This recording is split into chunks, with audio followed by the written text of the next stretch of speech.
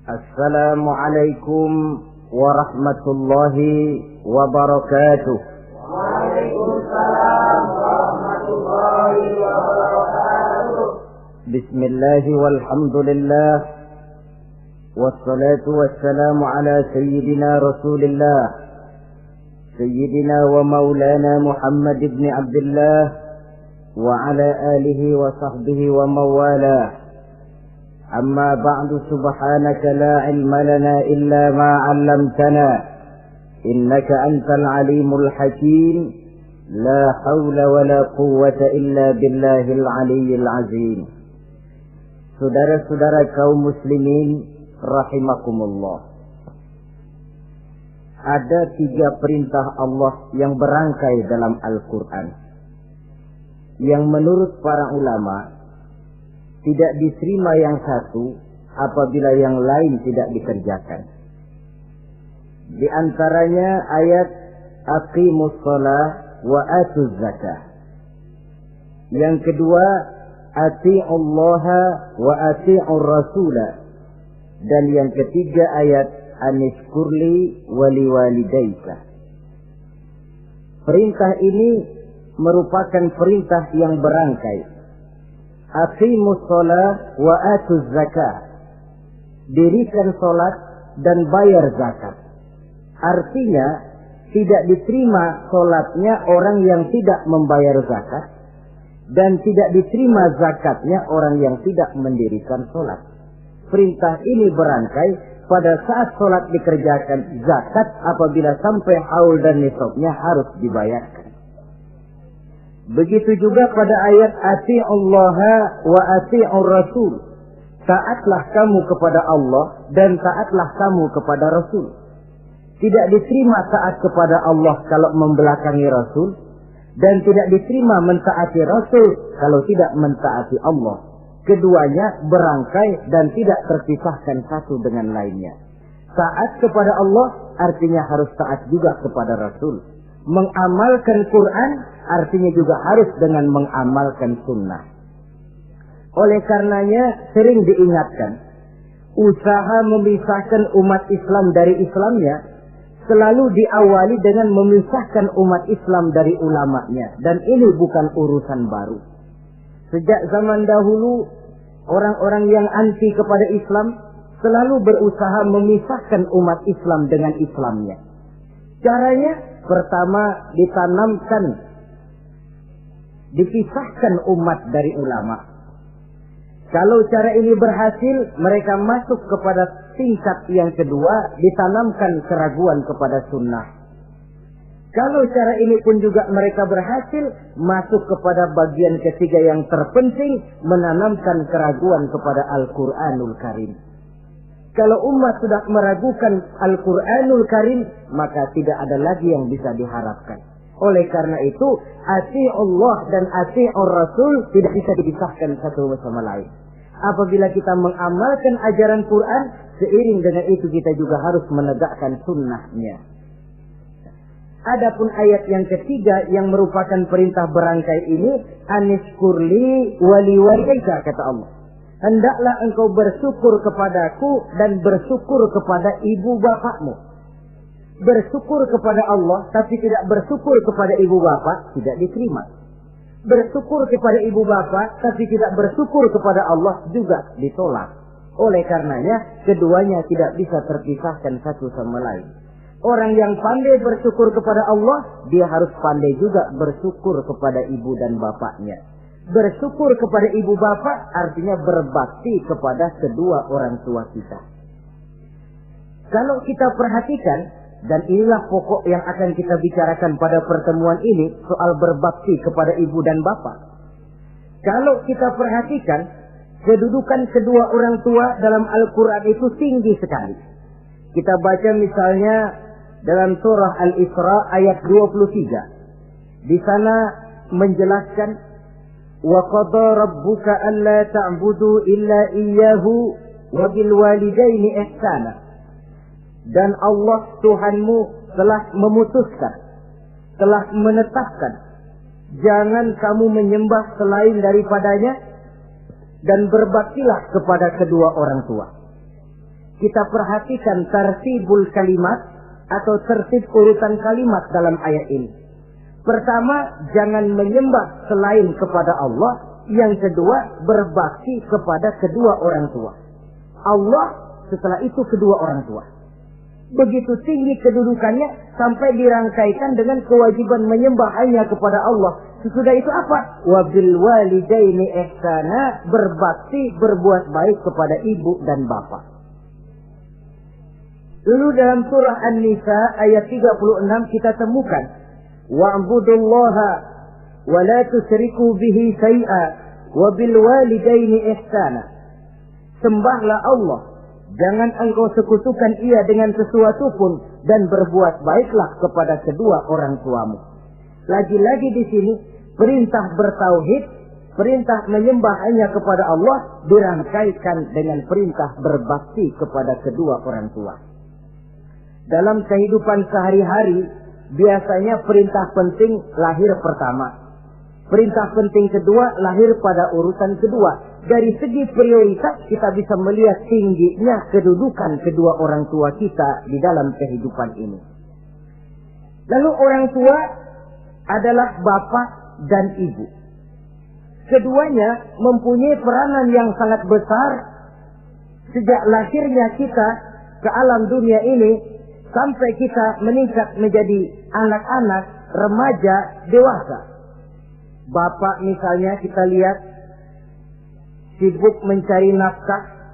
Ia pergi pagi, pulang sore, peras keringat, banting tulang.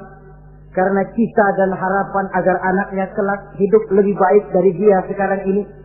Dan untuk itu dia rela peras keringat, banting tulang. Seolah-olah dia berkata, ayahmu biarlah kaki jadi kepala, kepala jadi kaki, asal kau kelak jadi orang. Yang kadang-kadang setelah kita sang anak ini jadi orang, sering lupa kacang akan kulitnya. Sehingga boleh jadi orang lalu berkata, kalau orang tua kaya, anak jadi raja. Kalau anak yang kaya, orang tua sering jadi budak. Orang tua kaya, anak jadi raja. Apa yang dia mau jadi kenyataan. Tapi kalau anak yang kaya, kadang-kadang orang tuanya yang jadi budaknya. Lalu di samping sibuk mencari nafkah, bapak juga memberikan perlindungan dalam kehidupan ini. Menjadi simbol wibawa yang pada suatu saat kita akan merasakannya kalau dia sudah tidak ada. Begitu barangkali kecenderungan orang, seperti kata Imam Al-Ghazali, kamu baru merasa pentingnya suatu nikmat kalau dia sudah hilang dari diri kamu. Kita baru terasa pentingnya sehat kalau lagi sakit. Baru tahu pentingnya gigi kalau lagi sakit gigi. Baru tahu pentingnya telinga kalau lagi budak. Tetapi pada saat normal, kita menganggap itu sesuatu yang biasa. Bukankah keberadaan seorang bapak dalam hidup ini, di samping dia pelindung, juga menjadi simbol wibawa dalam kehidupan di masyarakat?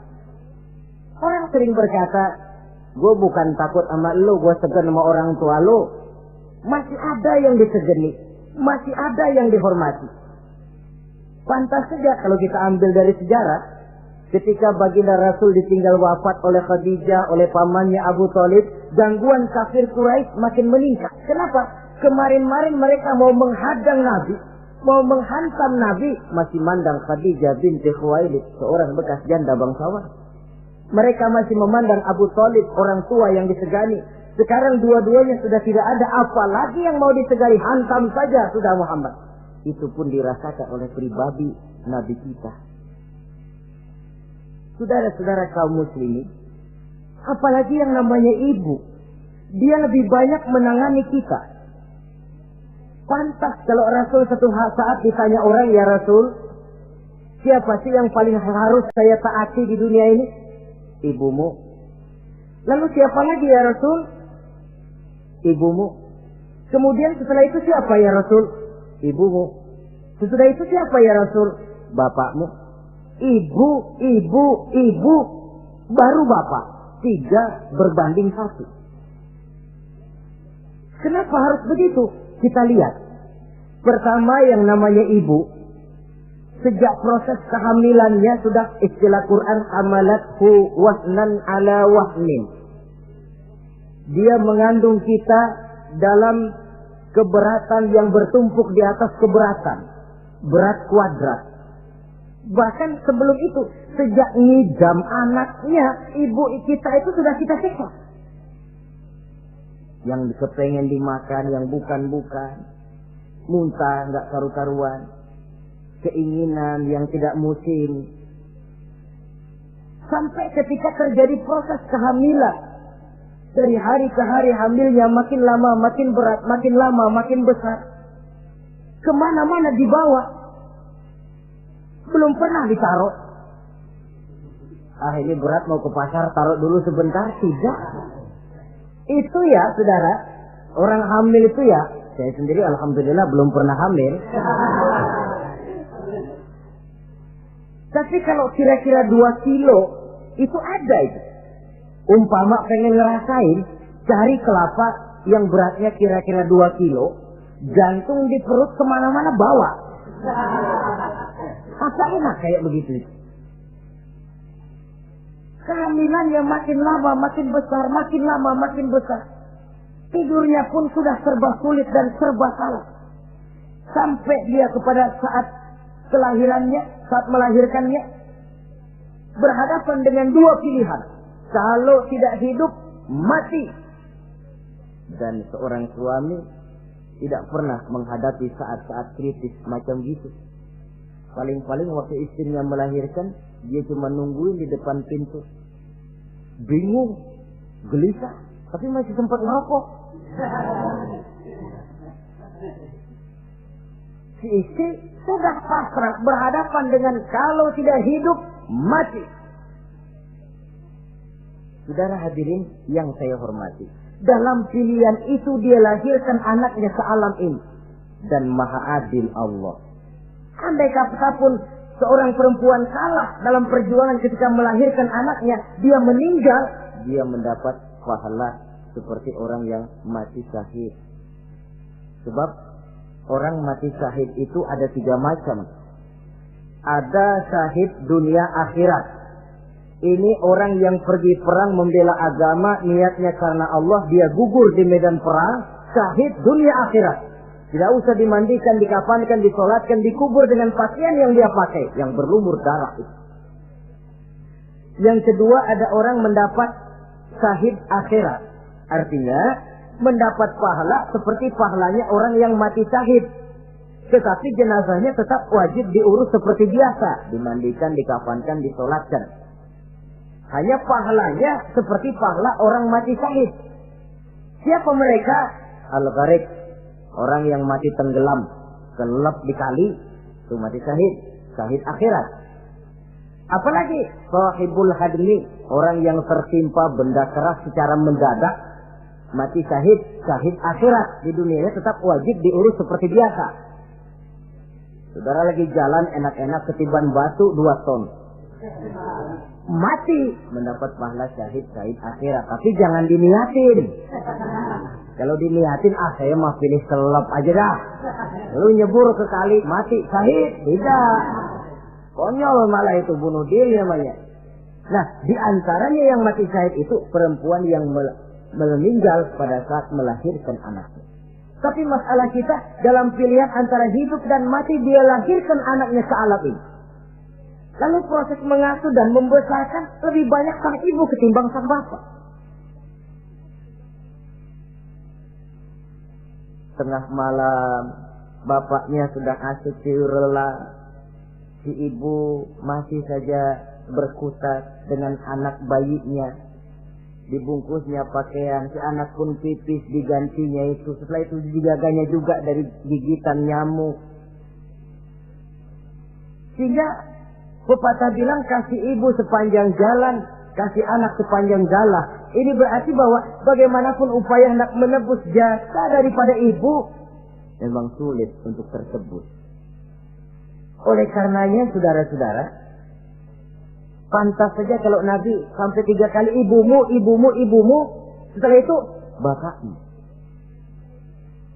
Nah, oleh karenanya, apa sebenarnya kewajiban seorang anak kepada kedua orang tuanya? Dengan kata lain, bagaimana kita berusaha untuk berbakti kepada ibu bapak ini? Di dalam kitab Tanbihul Ghafilin ada dijelaskan, lil walidi 'alal waladi asaratu huquqin. Orang tua mempunyai 10 hak terhadap anaknya. Dengan kata lain, kewajiban anak kepada orang tuanya ada 10. Pertama, at-ta'am in ihtaja. Memberikan kedua orang tua makan kalau dia keduanya memerlukan makanan. Malah yang lebih ideal dia usahakan agar makanan yang diberikan kepada kedua orang tuanya lebih baik dari yang dia makan sendiri. Kita kadang-kadang beli juga kue, buahan, tapi kita sortir dulu. Rambutan yang kontes-kontes kasih babak sono. Saudara hadirin yang saya hormati, suatu saat Nabi Musa pernah memohon kepada malaikat Jibril, "Ya Jibril, tolong tunjuki siapa kira-kira teman saya di surga nanti." Lalu Jibril mohon kepada Allah, Allah memberitahu Jibril kasih tahu Musa, temannya di surga nanti tukang daging di pasar, jualannya di pojok parasnya begini-begini, semin. Nabi Musa ingin tahu apa keistimewaan tukang daging ini, kok akan jadi teman saya di surga nanti. Dia samperin, "Assalamualaikum." "Waalaikumsalam." Lalu kenalan. Setelah datang waktu pulang, Nabi Musa ikut ke rumah tukang daging ini. Diambil daging, sampai di rumahnya, itu daging dia rebus. Dia rebus, matang, dia hidangkan kepada ibunya yang sudah tua renta. Disuapinya ibunya.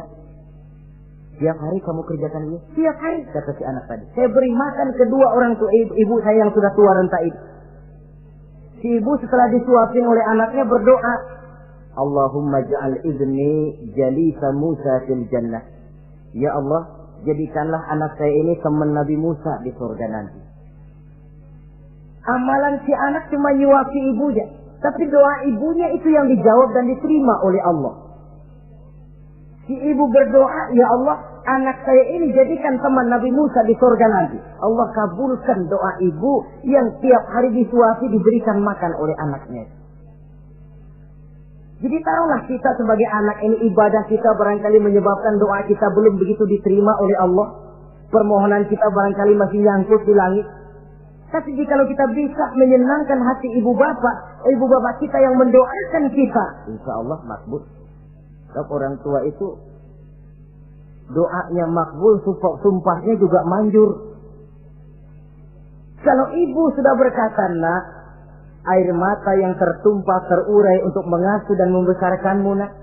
Air susu ibu yang kau minum sampai kau tumbuh menjadi dewasa semacam ini, seluruh cucuran keringat dan jerih payah ibu rela, nak. Mudah-mudahan kau jadi orang berguna. Insya Allah hidup ada berkahnya." Tapi kalau hati orang tua sudah masgul, apalagi sampai keluar sumpahnya, banyak legenda-legenda, entah itu yang namanya si Malin Kundang, anak durhako, entah itu riwayat-riwayat lain yang menjelaskan bahwa tidak ada keberkahan yang bisa tegak tanpa doa dari ibu dan bapak. Saudara-saudara kaum muslimin yang saya hormati, memberikan makan kepada kedua orang tua. Sekarang kalau kedua orang tua mampu bagaimana? Tidak jadi soal. Tidak jadi soal orang tua mampu atau tidak kita memberikan, mengirimkan makanan. Apalagi kalau orang tua kita sudah lanjut usianya, iyalah kalau umur 40-50 tahun masih bisa makan sendiri. Tapi pada saat saudara yang berbahagia dikaruniai orang tua berumur panjang, 70, 80, 90 tahun, sesuai dengan janji Allah, "Wa man nu'ammirhu nunakkishu fil khalqi." Siapa yang kami panjangkan umurnya, kami kurangi bentuk kejadiannya. Artinya berkurang nikmat Allah itu. Panjang umur, nikmat berkurang. Artinya mata sudah lamur, pikiran sudah rada pikun. Nunakkishu fil khalqi. Berkurang kejadian asalnya itu. Kesempurnaannya sudah tidak ada lagi. Mengurus orang tua macam begitu memang kalau nurutin pegelnya ya makan nasi. Kadang-kadang karena pikun pagi-pagi pengen kita beli es puket. Makan. Lagi zaman susah tukang bubur kepengen makan bubur. Tapi di situ ujian. Begitulah dahulu orang tua kita melayani kita dikala kita belum masih merah, belum bisa berbuat apa-apa, belum punya pilihan. Tapi mereka sabar, mereka ikhlas. Tidak sabarkah kita? Tidak ikhlaskah kita di hari tua mereka? Kita mengasuh dan melayani mereka. Kadang-kadang karena rewel, anak kelepasan omong. Udah tua, rewel aja. Hancur hatinya. Dalam keadaan tidak berdaya, mendapat kata yang tidak enak lagi dari anak-anaknya.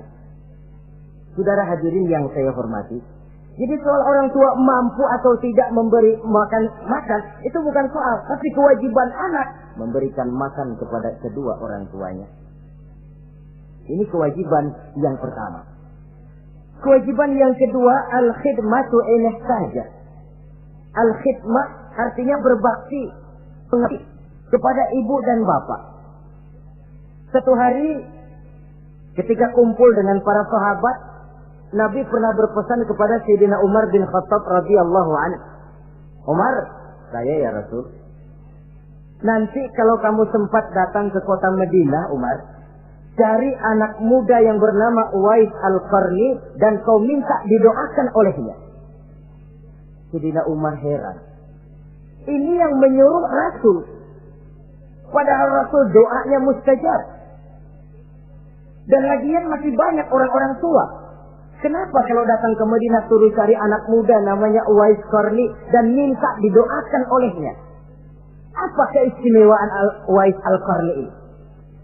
Jadi ini pun juga alasan kata Nabi, aksiru minan nas bidu'ail khair fa innaka la tadri min ayyi fahin yuqbal.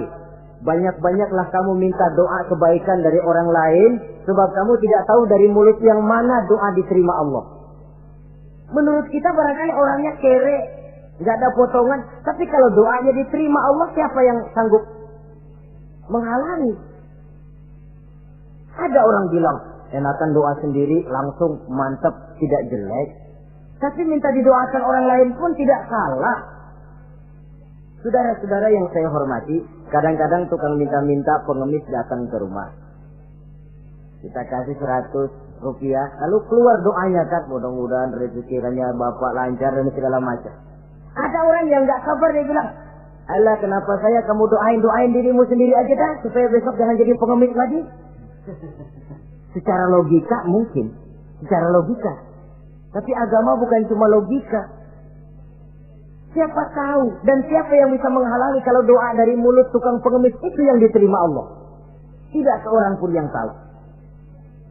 Nah, Sayyidina Umar heran, apa sih keistimewaan Uwais Al-Qarni ini? Ketika beliau ke Madinah, diselidiki, apa keistimewaan si Uwais ini? Masih muda, tapi saya oleh Nabi disuruh temuin dan minta didoakan olehnya. Nah, jadi dalam pandangan Allah itu ya nggak ngurus tuanya. Yang afdal itu yang tua dan banyak ibadahnya, dekat dengan Allah. Tapi kalau tuanya cuma kejemur, ya yang mending-mending yang muda dan banyak ibadahnya. Uwais Al-Qarni ini secontoh. Apa ibadah Uwais Al-Qarni? Ternyata dia seorang anak yang sangat berbakti kepada ibunya. Ayahnya sudah meninggal. Dia pernah menggendong ibunya dari Madinah ke Mekah cuma untuk bikin haji dan untuk bertemu dengan Rasul. Sayang, tidak sempat bertemu dengan Rasul. Menggendong ibu dari Madinah ke Mekah itu kira-kira 465 kilo ya. Jakarta Semarang. Digendong ibunya. Kita kadang-kadang ibu kita ini sudah sakit payah. Mau ke dokter saja. Masih manggil orang, tolongin gotongin mak gua no. Masih minta tolongin. Berat kita. Uwais Al-Qarni menggendong ibunya cuma untuk menunaikan ibadah haji dan bertemu dengan Rasul. Rupanya karomahnya itu muncul karena dia merupakan anak yang sangat bakti kepada ibunya. Jadi Allah memberikan karomah itu ya, ada yang karena orang rajin tahajud, ada yang karena tangannya pemurah, dermawan, ada yang karena sangat berbakti kepada kedua orang tuanya, ada yang karena rajin baca Quran, ada yang karena rajin melaksanakan puasa sunnah. Timbul karomahnya.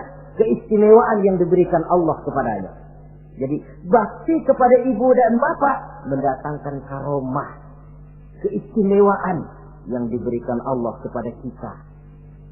Kayak Uwais Al-Qarni ini, kalau dilihat dari segi ibadah, dia masih muda, tentu lebih banyak ibadahnya macam Umar bin Khattab.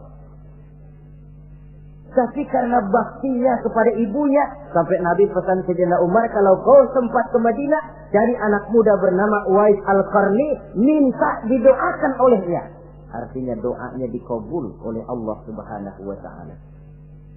Saudara-saudara kaum muslimin yang berbahagia, kewajiban yang ketiga, al-ijabatu in da'a, menjawab, memenuhi panggilan orang tua apabila keduanya memanggilmu.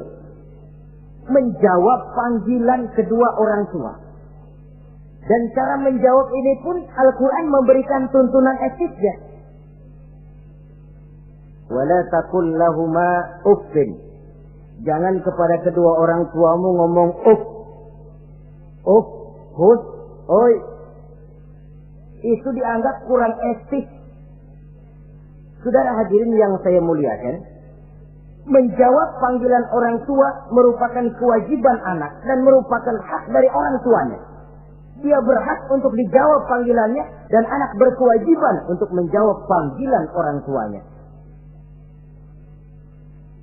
Mari kita ikuti satu riwayat bahwa ada seorang anak muda yang soleh, tekun melaksanakan ibadah, namanya Jurayj. Satu hari Jurayj ini sedang sholat sunnah. Ketika dia sedang sholat itu, ibunya manggil, Jurayj, kan? Jurayj, sini sebentar. Ibunya rupanya tidak tahu kalau Jurayj sedang sholat. Mendengar panggilan ibunya, Jurayj bimbang dalam hati. Allahumma ummi am sholati. Ya Allah, sembahyang saya terusin atau panggilan ibu yang saya jawab? Saya sholat sunnah, tapi menjawab panggilan ibu wajib. Mana ini? Bimbang. Dia, ibunya manggil lagi, Jurayj ta'ali, Jurayj sini. Makin bimbang. Allahumma ummi am sholati. Ya Allah, yang mana? Sholat terus atau menjawab panggilan ibu? Rupanya dia pilih sholat terus, saudara-saudara. Dia tidak jawab panggilan ibunya.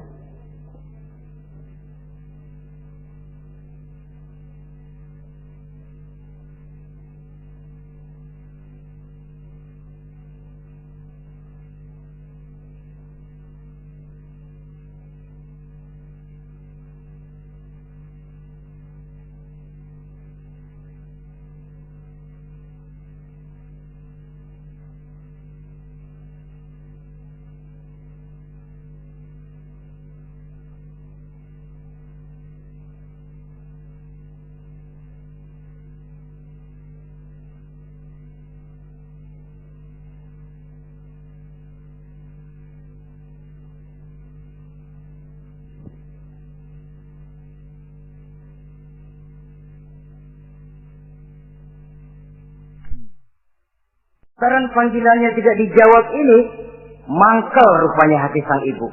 Ya Allah, Jurayj ini, saya lahirkan dia antara pilihan hidup dan mati. Saya asuh dan saya besarkan dia. Cuma saya panggil tidak mau menjawab, sakit hati saya. Keluar katanya, ya Allah, jangan mati Jurayj sebelum dia bertemu orang jahat. Nah, berlalulah riwayat ini. Hari berganti hari, bertukar minggu pergi datanglah bulan. Kesolehan anak muda yang bernama Jurayj ini terkenal ke seluruh kampung. Dan biasa, kalau ada orang yang soleh, apalagi dia masih muda, yang usil banyak. Dan yang usil ini selalu berusaha mencari jalan bagaimana menghancurkan Jurayj ini.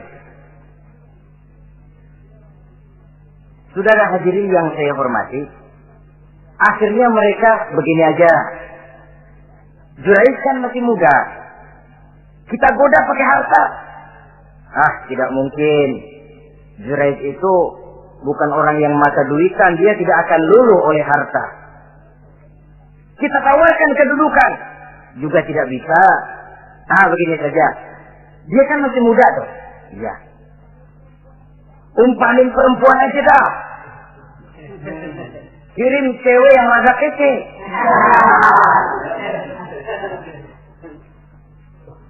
Dicarilah perempuan untuk menggoda Juraij ini. Sampai satu malam Juraij sedang ibadah di mihrab dalam masjid. Masuk perempuan ini dengan langkah gemulai, dengan suara merdu mendayu-dayu, mencoba merayu, membujuk, memperdaya, mempesona Juraij. Tapi enggak kena. Sejak dari berpakaian lengkap si perempuan ini, sampai bahasa Arabnya uryanun thalik, tanpa sehelai benang pun lagi lekat di badannya. Menggoda Juraij, memegang Juraij, muter-muter di depan Juraij, tanpa selembar benang pun lekat di badannya. Juraij mantap. Si perempuan karena sudah kadang merasa dibayar lalu nggak berhasil kan malu. Akhirnya dia keluar dari masjid, dia pergi ke sebuah kampung, di sana dia berzina dengan seorang pengembala kambing dan hamil. Ketika hamilnya besar, si perempuan ini kemana-mana pidato. Saudara-saudara, kenal nggak Juraij? Kenal. Yang katanya rajin benar ibadah tuh, yang mainannya di masjid melulu, yang mainannya tasbih melulu. Nih, perut saya nih. Dia urusannya tuh. Juraij, apa betul? Bohong. Akhirnya Juraij dicari orang, macam-macam, yang caci maki, bahkan ada yang bikin pakai batu sampai berdarah kakinya, berdarah tangannya. Caci maki orang sudah nggak karu-karuan. Masjid lu ya, topeng doang lo. Saudara hadirin yang saya hormati, kita lihat di sini, Juraij sedang sholat sunnah, dipanggil oleh ibunya, tidak menjawab. Cuma itu ilasnya. Dan ibunya pun tidak tahu kalau Juraij sedang sholat. Keluar omongan yang tidak enak, dan omongan itu manjur. Kata Juraij, saudara-saudara begini, apakah di antara saudara-saudara ada yang lihat saya melakukan zina dengan perempuan ini? Tidak ada. Lalu atas dasar apa saudara menuduh saya? Ya pengakuan si perempuan tadi. Enggak bisa dong kalau nggak ada saksi. Sekarang begini saja. Bagaimanapun saya ngotot, saudara nggak percaya, kita tunggu saja sampai si bayi ini lahir. Kita tanya dia nanti siapa bapaknya. Baiklah kalau begitu. Ditunggulah saat kelahiran sang bayi. Begitu bayi itu lahir ke alam ini, bron merah, masih orok. Setelah dibersihkan, ditekan perutnya oleh Juraij. Ya gulam, kul man amut. Bayi, tolong kasih tahu siapa bapakmu. Dengan izin Allah itu orok, bayi yang masih merah ngomong, bapak saya tukang ngangon kambing di kampung Ano. Kata Juraij tuh kan, gua tuh juga bukan gua ya. Gak percaya sih ente, main sabot aja. Begini akhirnya nih, ternyata sedang sholat sunnah dipanggil, tidak menjawab, ibunya mangkel, keluar omongan tidak enak, itu masih manjur. Apalagi kalau nggak lagi ngapa-ngapain, dipanggil nggak jawab, atau menjawab dengan panggilan yang nyakitin hati, tentu saja lebih manjur lagi ucapan orang tua kita itu. Saudara-saudara yang saya hormati, jadi kewajiban ini al-ijabatu inda'a, menjawab apabila dipanggil. Teorinya mudah ini, prakteknya yang sulit. Pada suatu saat kita sedang menghadapi urusan yang sangat penting, orang tua manggil. Pada suatu saat kita sedang menghadapi tamu untuk sesuatu yang vital, orang tua manggil. Pada saat semacam itu, seperti ada hadis, tuan rumah wajib menghormati tamu. Itu sih mudah dalam situasi normal. Tapi coba malam kita sudah nggak tidur, begitu mau tidur baru mau ngeliat assalamualaikum tamu.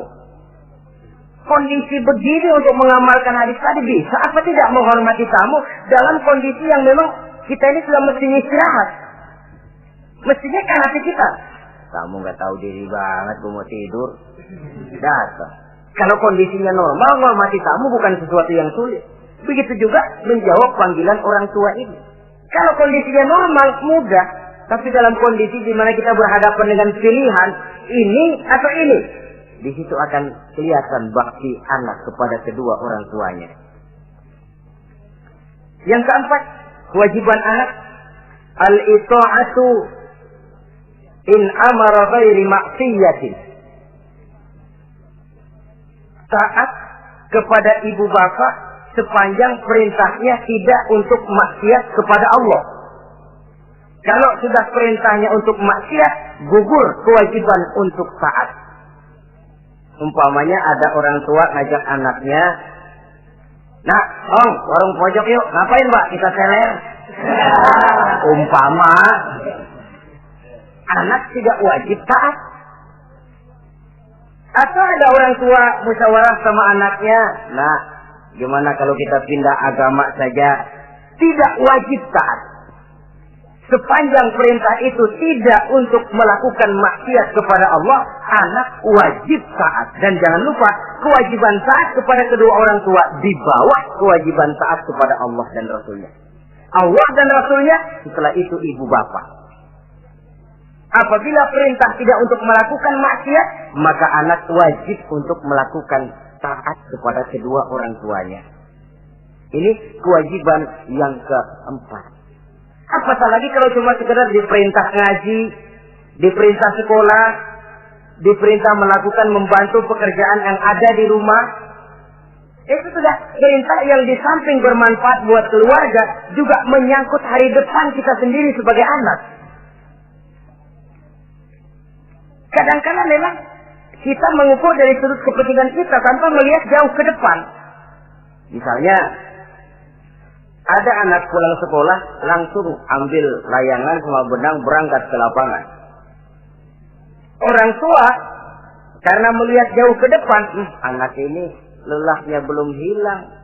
Dipanggil, "Nak, pulang nak, jangan main layangan. Sini dulu kau istirahat, makan, sholat, tidur siang nak. Nanti bangun tidur barulah main."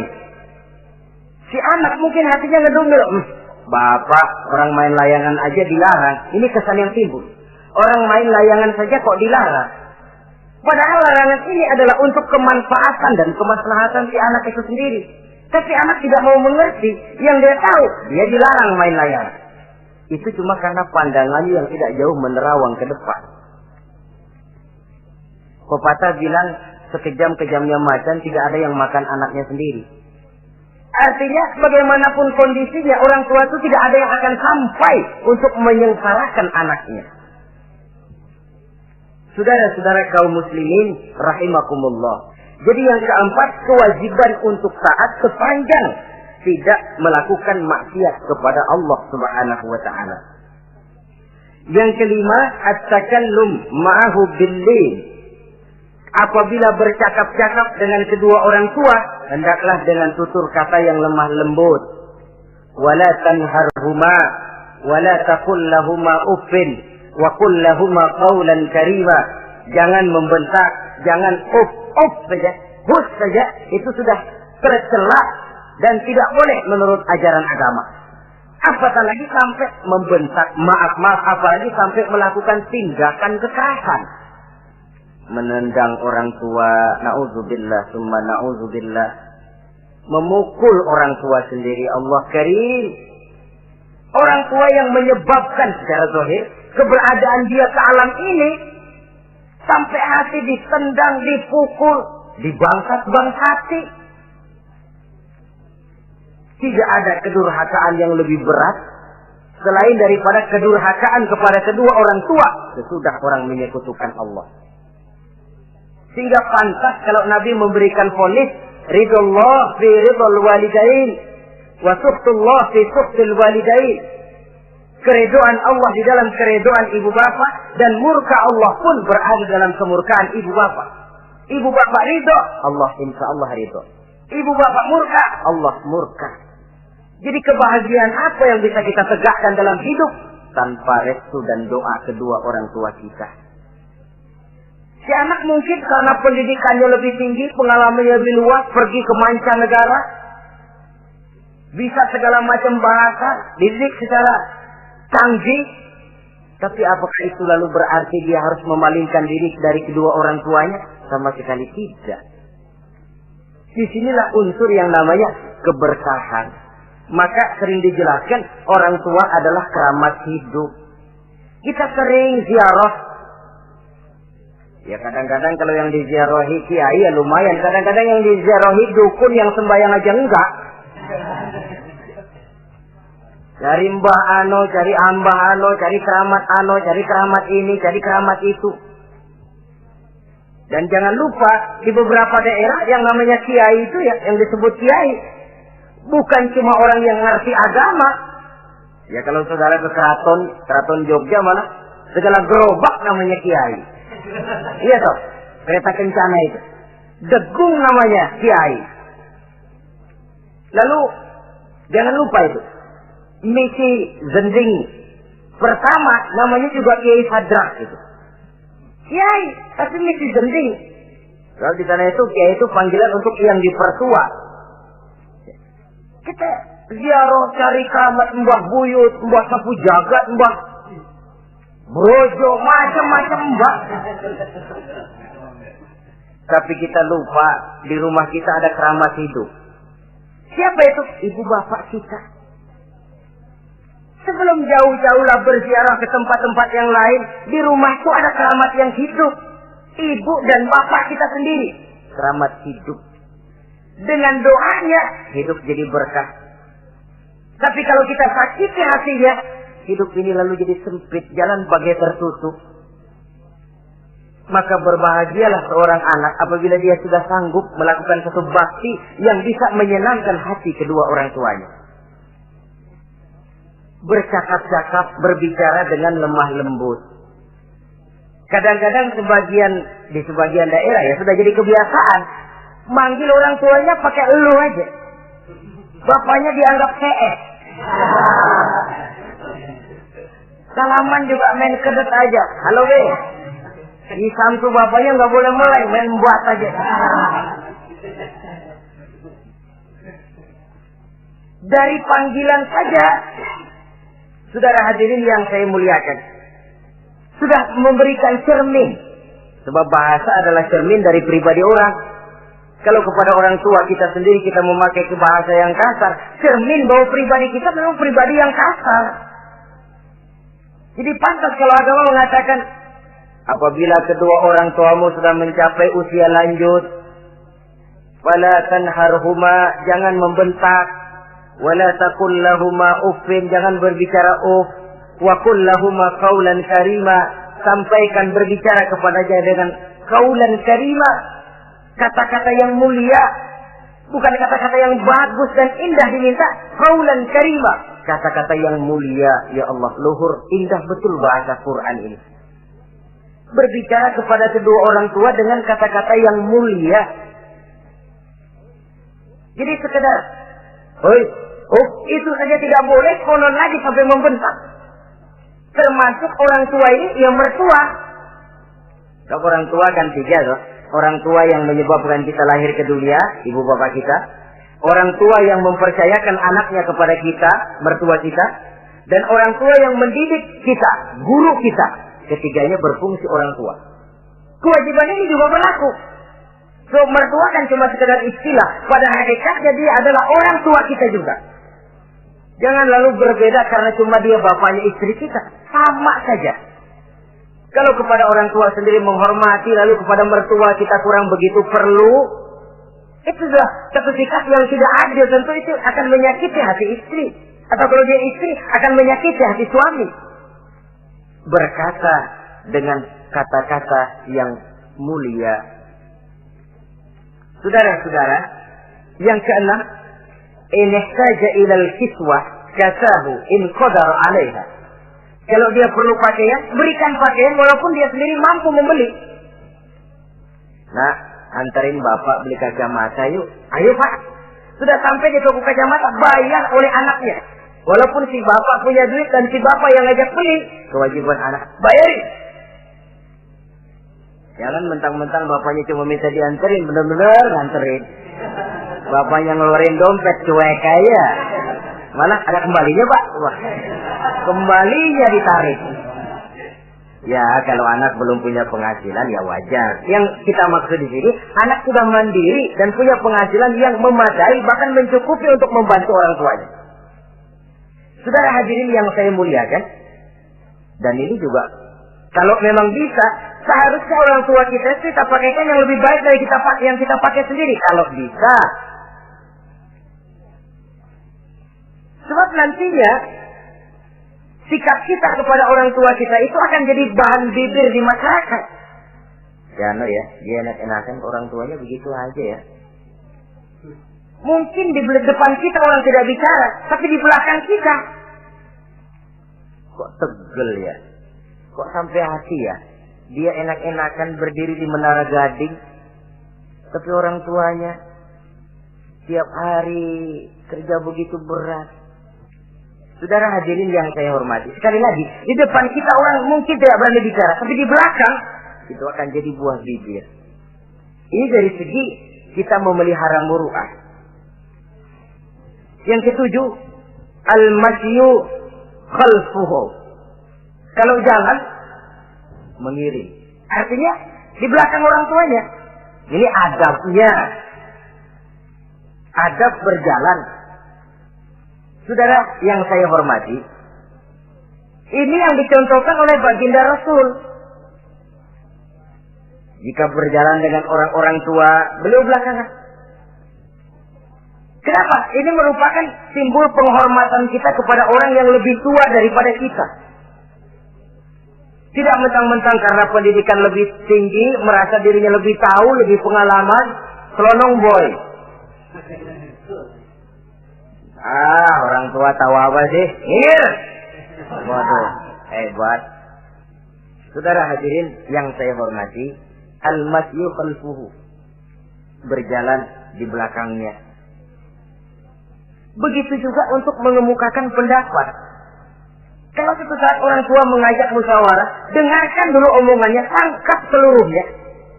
Kalau kita merasa bahwa itu salah, jangan lalu dipotong. Salah, Pak. Jangan begitu. Bapak kolot sih. Salah. Jangan. Sebab itu akan menyakiti hatinya.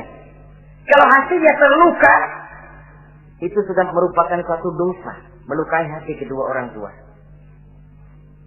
Kalau kau dianggap kita diminta mengemukakan pendapat, kemukakan pendapat itu. Kalau menurut saya sih begini.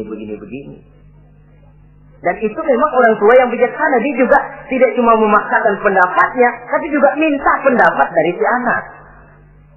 Ada timbal balik. Sistemnya komunikasi keseimbangan. Inilah makna ucapan Nabi. Bukan termasuk golonganku, kata Nabi. Orang tua yang tidak sayang kepada anak muda, dan orang muda yang tidak menghormati orang tua. Bukan golonganku. Jadi seimbang tuh. Yang tua sayang yang muda hormat yang tua. Tapi yang tua jangan minta dihormati. Ini kewajiban orang muda, hormati. Kewajiban yang tua apa? Sayangi yang muda.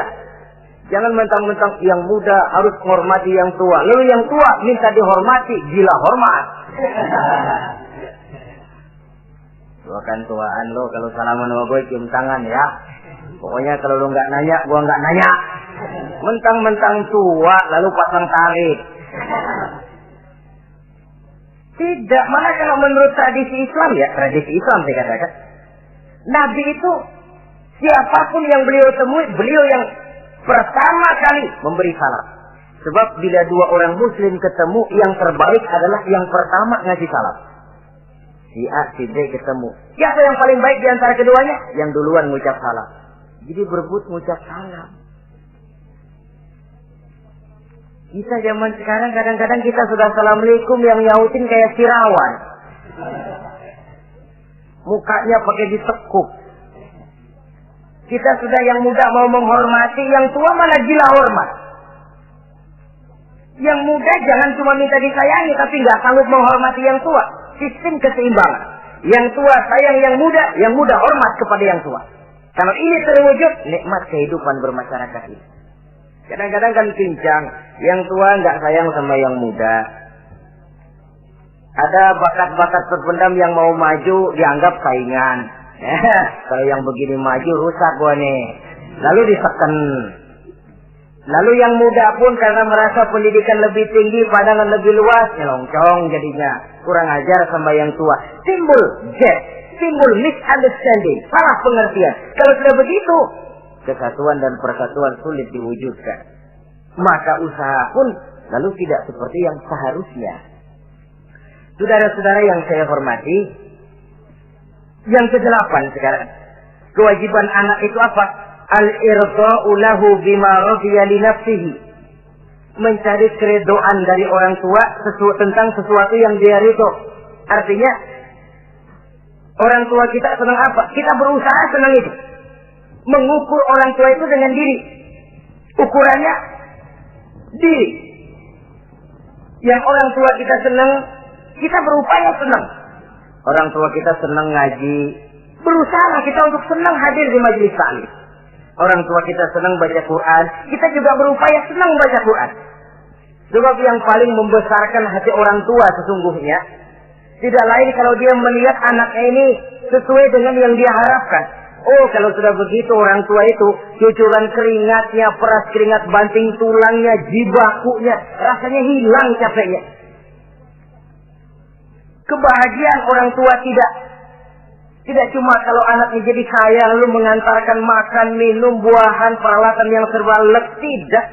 Lebih dari sekedar itu orang tua berharap dia bisa menerima pensiunan pahala dari meninggalkan anak yang soleh. Alangkah indahnya jika orang tuanya nanti wafat meninggalkan alam ini, anak-anaknya mengurubungi di sekelilingnya, memimpin orang tuanya membacakan syahadat. Anak-anaknya juga yang memandikan, anak-anaknya yang menyolatkan, anak-anaknya yang menurunkan dia ke liang lahat, anaknya yang mendoakan. Alangkah nikmatnya orang tua macam itu. Tapi kan langka. Di samping karena memang orang tua kurang mengarahkan, anak pun kurang perhatian ke arah itu. Begitu bapaknya mati, ambil mana ambil, suruh mandiin. Akan lebih baik kalau anaknya yang mandi. Tangga panggil membayangi, anaknya malah nonton dari jauh, enggak ikut membayangin, mau kok tegel. Kenapa enggak ikut membayangin? Ya enggak bisa sembayangnya. Ya kalau macam Abu Nuwas dulu enggak bisa, masih ada akal. Ikut sembayang jenazah. Dia enggak tahu kalau sembayang jenazah itu cuma diri, enggak pakai ruku, enggak pakai sujud. Imam takbir dia takbir, begitu takbir kedua dia kira ruku dia. Habis takbir lagi sujud. Orang-orang gak ada yang sujud. Bingung. Selesai ditanya dia, Abu Nawas kenapa tadi pakai sujud? Dia bilang ini mayit dosanya kebanyakan.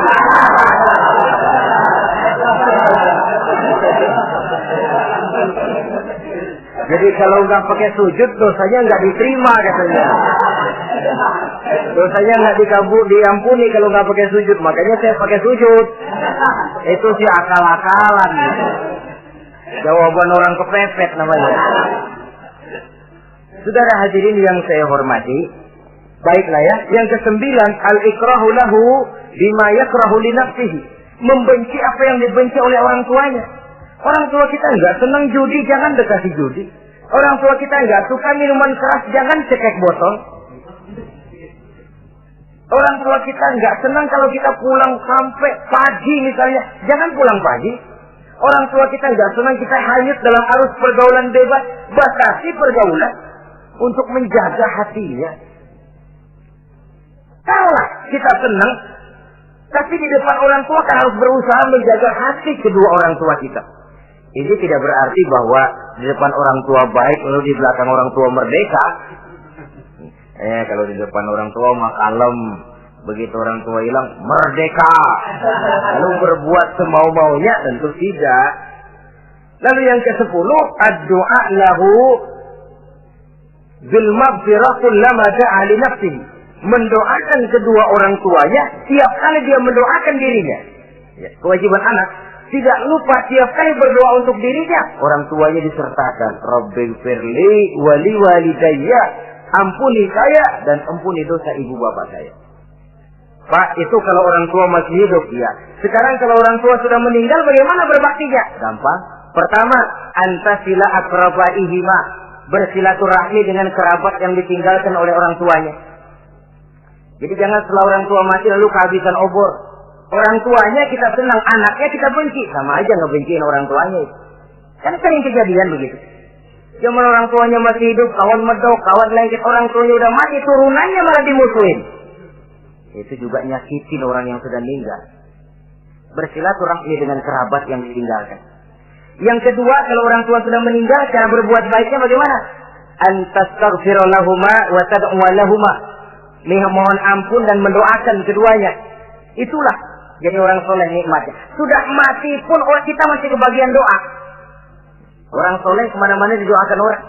Dia lagi tidur, ada yang sembahyang. Dalam tahiyat dia baca, Assalamu alaina wa ala ibadillahi sholihin. Ya Allah, berikan keselamatan kepada kami dan kepada hamba-hambamu yang soleh. Ini orang yang soleh, semua orang soleh kebagian doa itu. Walaupun dia lagi tidur, tidurnya didoakan orang. Dia sudah mati, kuburnya diziarahi orang, dibacakan doa. Lain kalau bajingan, liwat di kuburannya orang, serem. Bajingan kemarin mati dipendam di sana. Lu jangan liwat sana, lu kesurupan. Liwat orang ngeri. Bagaimana lagi mau mendoakan? Yang ketiga, orang tua yang sudah meninggal itu cara berbaktinya, wa anta tasaddaqu lahuma. Kalau ada rezeki, bersedekah atas nama keduanya. Pak, 100.000 untuk pembangunan masjid, saya lihat pahalanya untuk almarhum kedua orang tua saya. Insya Allah sampai. Oh, kalau tidak sampai, Rasul tidak akan mengajarkan badal haji. Untuk apa? Diajarkan badal haji artinya amalan orang yang masih hidup ada kaitannya dengan orang yang sudah meninggal. Bersedekah atas nama kedua orang tua. Saudara hadirin yang saya muliakan, mudah-mudahan Allah menjadikan kita anak yang bisa berbakti kepada kedua orang tua kita. Amin. Ini sajalah pertemuan kita yang singkat ini. Terima kasih atas segala perhatian dan mohon maaf atas segala kekurangan. Usikum wa nafsi bi taqwallah. Wassalamualaikum warahmatullahi wabarakatuh. Waalaikumsalam warahmatullahi wabarakatuh.